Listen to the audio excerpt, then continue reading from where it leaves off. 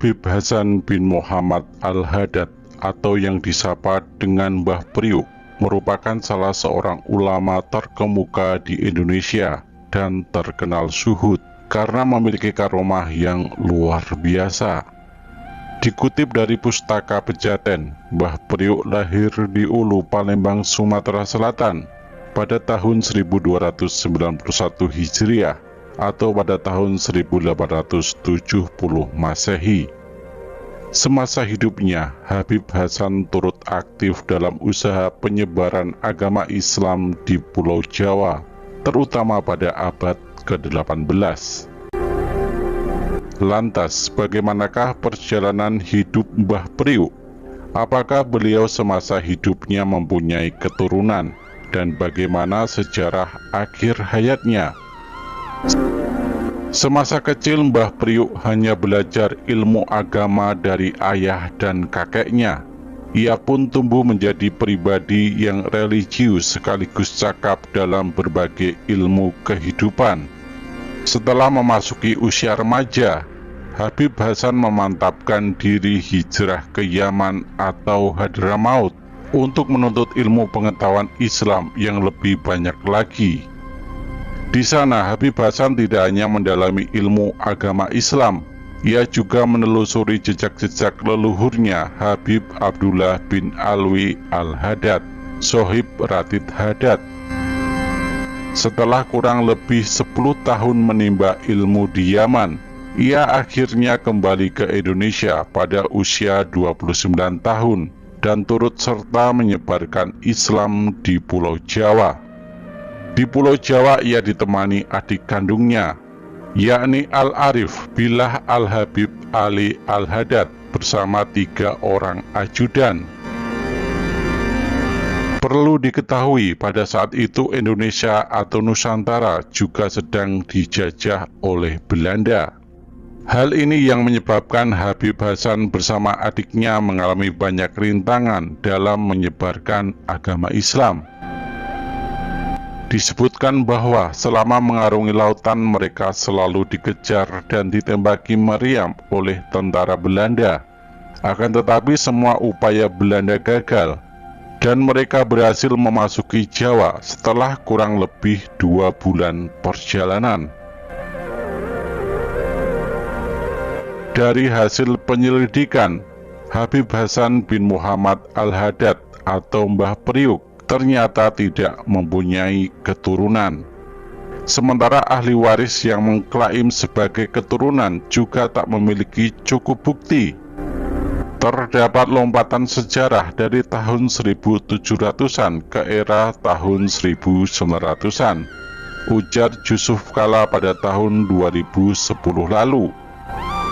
Pada titik itu, ada pihak-pihak yang berusaha membelokkan sejarah kepemilikan tanah di wilayah makam Mbah Priuk.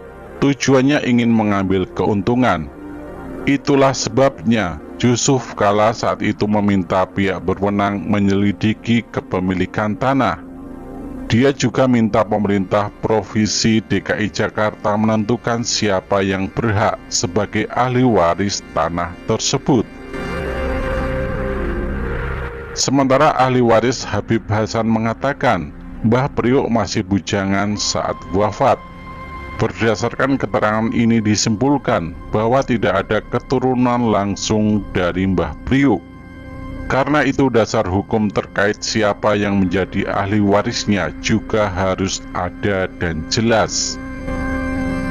Saat ini pihak yang mengklaim sebagai ahli waris Habib Hasan adalah keturunan dari adik kandung Habib Hasan bin Muhammad Al-Haddad, yaitu Zain bin Muhammad, yang memiliki cucu bernama Ali Alaidrus.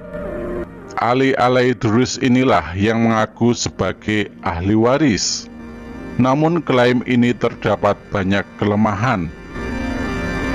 Dalam fakta yang berhasil dikumpulkan bahwa Habib Hasan Al-Haddad dilahirkan di Ulu Palembang, Sumatera Selatan pada tahun 1727. Pada tahun 1756, dalam usia kurang lebih 29 tahun, ia hijrah ke Pulau Jawa untuk syiar Islam. namun ia wafat dalam perjalanan. Kemudian jenazahnya dimakamkan di Pondok Dayung. Pada tahun 1779, pemerintah Belanda menjemput adik kandung Habib Hasan di Palembang, yakni Zain bin Muhammad, untuk memastikan bahwa benar makam yang di Pondok Dayung adalah makam adiknya. Kemudian Zain bin Muhammad dalam riwayat keluarga diketahui wafat pada tahun 1947. Di sini terdapat perbedaan jangka waktu antara Habib Hasan bin Muhammad Al-Haddad yang wafat pada tahun 1756 dan Zain bin Muhammad Al-Haddad yang wafat pada tahun 1947, yang di dalam risalah dikatakan bersaudara. Hal ini tentu tidak logis dan penuh tanda tanya tentang kebenaran legenda tersebut, dan ini perlu ditelusuri Majelis Ulama Indonesia dan para ahli untuk mengetahui kebenarannya.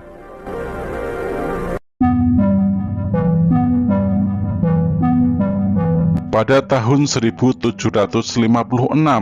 Mbah Priuk bersama dengan saudaranya, yakni Al-Arif Billah Al-Habib Ali Al-Haddad, menuju ke Pulau Jawa untuk menyebarkan agama Islam. Namun selama 2 bulan pelayarannya, mereka harus menghadapi segala macam rintangan. Berdasarkan cerita legenda, salah satu rintangan yang harus dihadapi adalah armada Belanda yang bersenjata lengkap. Meski dihujani meriam, perahu mereka masih dapat selamat. Namun rintangan lain yang berupa ombak besar datang setelahnya. Semua perlengkapan yang ada di kapal pun hanyut digulung ombak, hingga hanya tersisa alat penanak nasi dan beberapa liter beras saja. Setelah ombak pertama menyerang, ombak lebih besar kembali datang dan menghantam kapal mereka. Hal itu membuat Mbah Priuk dan Habib Ali Al-Haddad terseret ombak hingga ke semenanjung yang belum bernama. Ketika ditemukan, Mbah Priuk sudah dalam kondisi tidak bernyawa. Jasad Mbah Priuk kemudian dimakamkan tidak jauh dari tempat mayatnya ditemukan, yang kini berlokasi di Jalan Jampea nomor 6 Koja, Jakarta Utara. Untuk penanda, makam Habib Hasan diberi nisan berupa dayung dan diberi periuk di sisi makam. Dikaitkan dengan Tanjung Priuk oleh beberapa sejarawan. Nama Mbah Priuk kerap dikaitkan dengan penamaan Pelabuhan Tanjung Priuk yang terletak di Jakarta Utara. Konon dayung yang dibuat nisan makam Mbah Priuk tumbuh menjadi pohon tanjung. Sementara periuk yang awalnya diletakkan di sisi makam hilang karena terseret ombak. Menurut sejarah, selama 3-4 tahun setelah Mbah Priuk dimakamkan, warga melihat periuk itu terbawa ombak kembali ke makam Habib Hasan. Dari kisah Priuk dan dayung inilah kemudian lahir nama Tanjung dan Priuk, yang kemudian menjadi nama kawasan Tanjung Priuk. Namun pendapat itu telah ditentang oleh para sejarawan yang menyatakan nama Tanjung Priuk telah ada sejak abad ke-16, jauh sebelum kedatangan Habib. Nama Tanjung Priuk justru terkait Aki Tirem, penghulu atau pemimpin daerah Warakas yang tersohor sebagai pembuat periuk. Sedangkan kata Tanjung merujuk pada kontur tanah yang menjorok ke laut atau tanjung. Dengan begitu dapat disimpulkan bahwa Mbah Priuk tidak memiliki kaitan dengan nama pelabuhan Tanjung Priuk. Sengketa makam Mbah Priuk pada tahun 2010 sempat terjadi tragedi berdarah karena lokasi pemakaman Mbah Priuk disengketakan oleh PT Pelabuhan Indonesia II. Oleh sebab itu, perusahaan ini meminta kepada pemerintah daerah Provinsi DKI Jakarta untuk membongkar makam Mbah Priuk. Untuk menindaklanjuti permintaan tersebut, dikirimlah Satpol PP oleh Pemda Jakarta ke Koja, tempat makam Mbah Priuk. Warga Koja yang sudah mengkeramatkan makam Mbah Priuk pun berusaha menghalau mereka. Berawal dari sinilah maka terjadi bentrok berdarah antara warga Koja dengan Satpol PP. Dan pada akhirnya makam Mbah Priuk tidak jadi dipindahkan dan masih banyak dikunjungi oleh para peziarah dari berbagai daerah hingga saat ini.